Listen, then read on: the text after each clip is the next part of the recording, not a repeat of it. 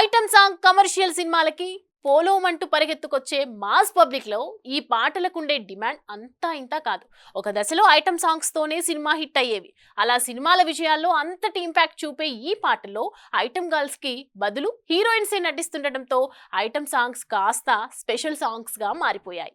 అయితే తాజాగా ఆ స్పెషల్ సాంగ్స్ కి పలానా అమ్మడు అయితేనే కరెక్ట్ గా సరిపోతుంది అంటూ మేకర్స్ కి ఇప్పటి నుండే సజెషన్స్ ఇవ్వడం మొదలు పెట్టాడట ఈ సెన్సేషన్ రాక్ స్టార్.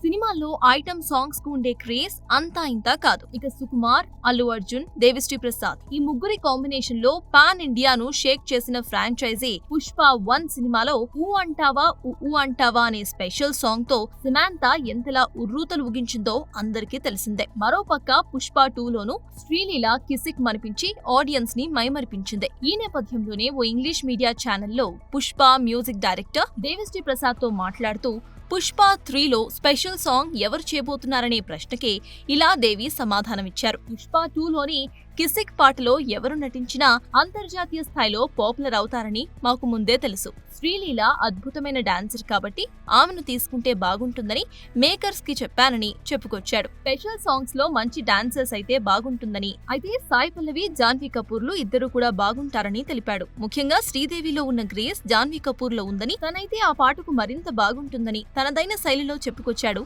ఈ rock star. For more videos like this, subscribe Big TV channel.